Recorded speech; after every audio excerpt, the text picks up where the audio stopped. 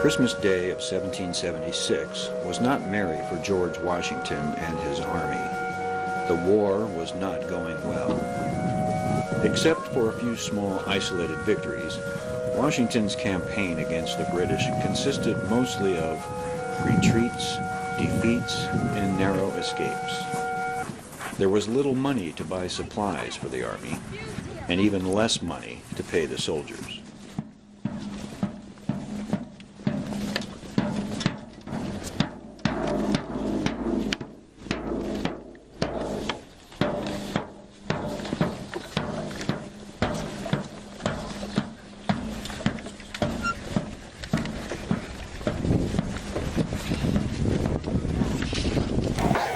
Deliver, ja. The British and their Hessian allies seemed to be holding all the cards. The British had the world's most powerful army and navy. British and Hessian troops were well equipped, well trained, and well supplied.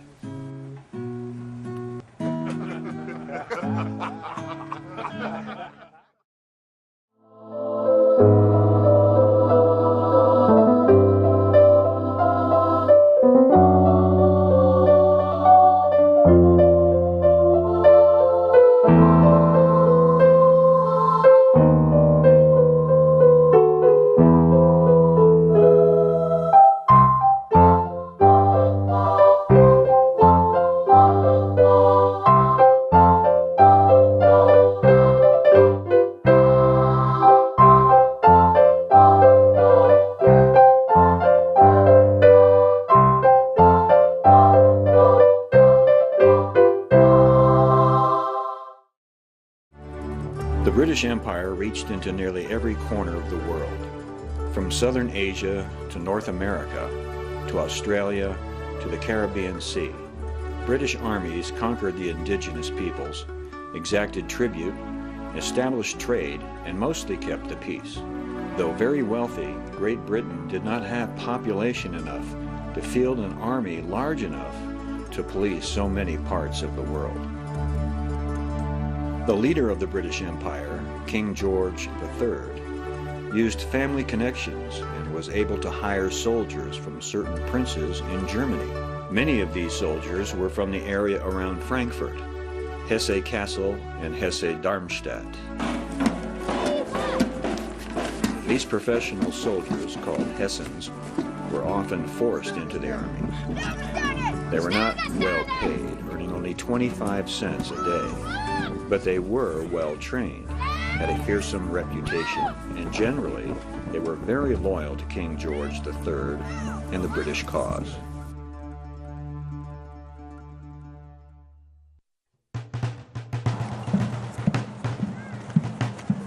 Washington had to make a desperate gamble. He knew that the enlistment of most of his troops was almost done. In less than a week, most of his soldiers would be able to leave the army and go home. Because the army was very discouraged, it appeared the only chance the American Revolution had for success was to gain some sort of victory, and to do it quickly. Washington spotted an opportunity. He saw that the British were attempting to hold the territory along the Delaware River with a string of outposts. Several of these outposts were manned by the Hessians. Washington had about 5,000 men at his command. He found out through his spies that at Trenton, New Jersey, there were 3 regiments of Hessians, numbering about 1,500 troops. Washington planned a surprise attack. He knew that the Hessians would not expect to fight a battle during a blizzard. 18th century armies rarely fought in the wintertime, preferring to stay warm indoors. Washington also knew that Christmas was a much more celebrated holiday in Germany than it was in America. Washington figured that the Hessians would be partying on Christmas. The commander at Trenton was a German colonel named Johann Rall. Oberst Rall and some of the British commanders in the region were concerned that Trenton could be vulnerable to an attack. It was suggested to build barricades for defense. But with the weather as fierce as it was, there was no real sense of urgency. In order to attack Trenton, Washington would have to cross the Delaware River. Because the river was clogged with ice, this was a very dangerous undertaking. Fortunately, Washington had some excellent boatmen who were up to the task. The crossing was completed by 3 in the morning.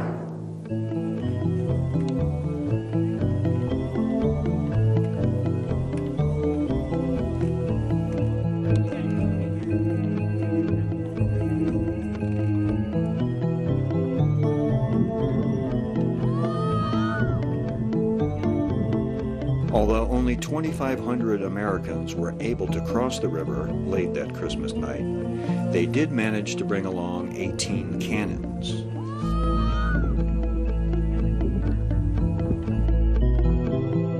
Washington was reported to have cried when he saw that he was able to track the course of his army by the bloody footprints in the snow.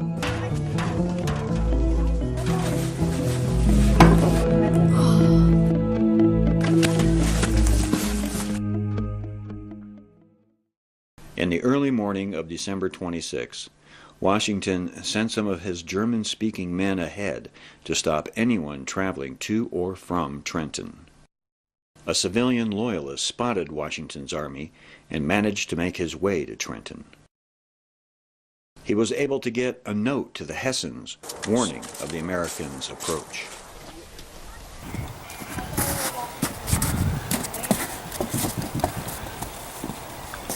Tell Colonel Rao that the Americans are coming to attack you tonight. Inchfine Street.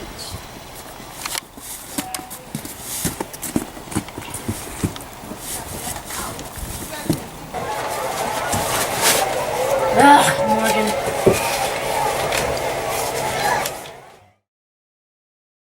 Washington's spies had assured Rall that the Americans lacked shoes, clothing, food, and gunpowder. Rall was certain that the Americans were unable to mount any serious threat to his 3 regiments. These 3 regiments were named Lossberg, Kniphausen, and Rall. 50 German riflemen called Jägers and about 20 British horsemen called Dragoons were also stationed at Trenton. What was this? A party of about 50 armed men were seen coming toward the Continental Army. These men had just conducted a small raid and had fired on the Hessians in Trenton. Washington was very upset about this. Halt, men! What is the meaning of this? We just come from the town of Trenton. If you have spoiled my surprise, I will have you hung upside down by your toes. Sorry, sir.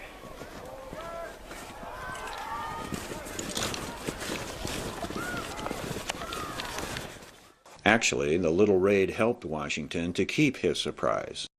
Some of the Hessians expected there could be a fight with the Americans, and they thought the tiny raid was all there was to it. The total distance the Americans had to march from the crossing of the Delaware to Trenton was about 8 miles. When they were about 3 miles from Trenton, Washington split his army into 2 columns. He sent about half of his force under General John Sullivan to take the road by the river, and Washington himself accompanied General Nathanael Greene's men towards Trenton by an inland road. An American officer said to Washington, Sir, General Sullivan said that all the gunpowder is wet. Our guns will not fire. Well, tell him to use the bayonets. I am resolved to take Trenton. Washington ordered his officers to synchronize their watches. Men, synchronize your watches. The attack was to begin 1 hour before daylight. But the Americans were several hours behind schedule. It was already becoming light. At about 8 in the morning, the Americans began to infiltrate the town.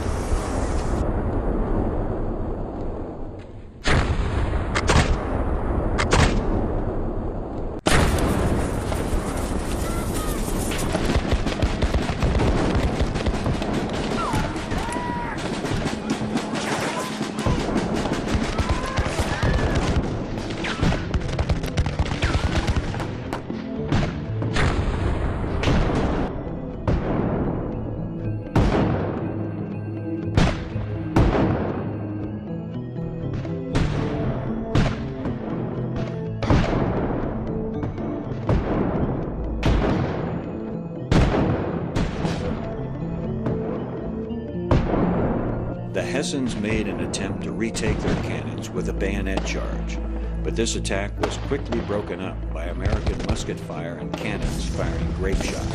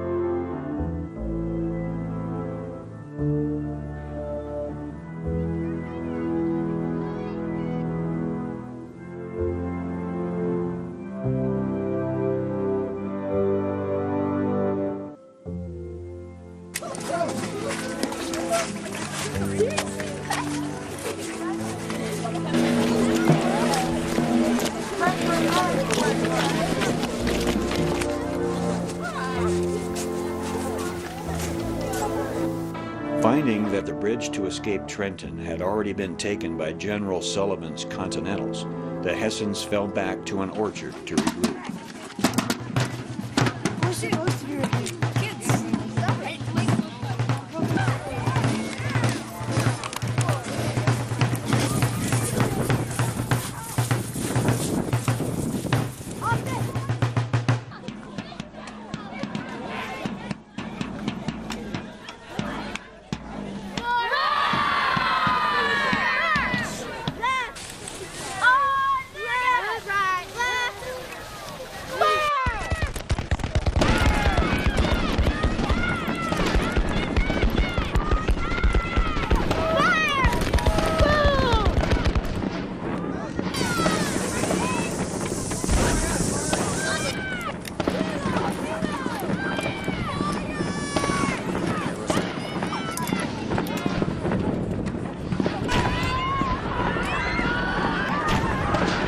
Colonel Rahl was mortally wounded by cannon fire, and his men finally surrendered.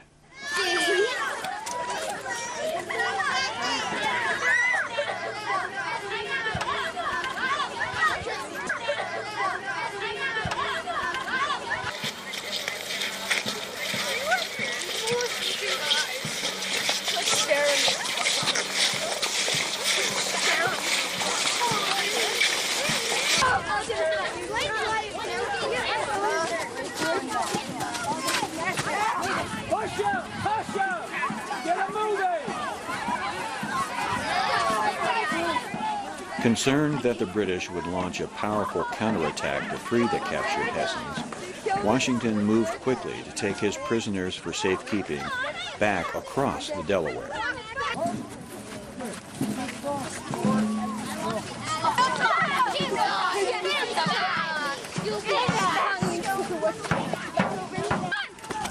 Of the 1,500 Hessians stationed in Trenton, only 400 to 500 were able to escape over the bridge. Washington inflicted over 100 casualties on them and took nearly 900 prisoners.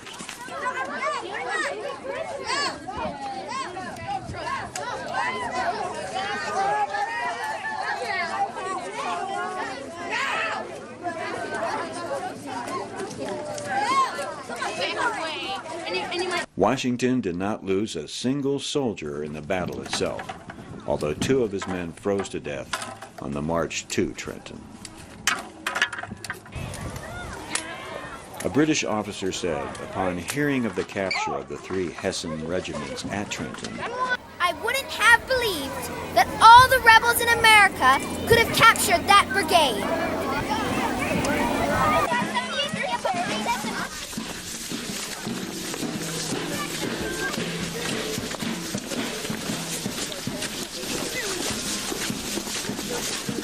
The Battle of Trenton was a critical victory at a critical moment in the Revolutionary War. It was the first time Washington had really won a battle. Many American soldiers were encouraged by the victory and with the promise of a $10 bounty to re-enlist, most of them stayed in the Army. Many long years of hardship and sacrifice lay ahead for Washington and his band of ragged scarecrows. The goal of these people was to live in a brand new country with new ideals and opportunities, to achieve basic rights, and maybe there would even be a chance to choose their own leaders. The dedication of these soldiers to the cause of liberty eventually led to the creation of a new nation, the United States of America.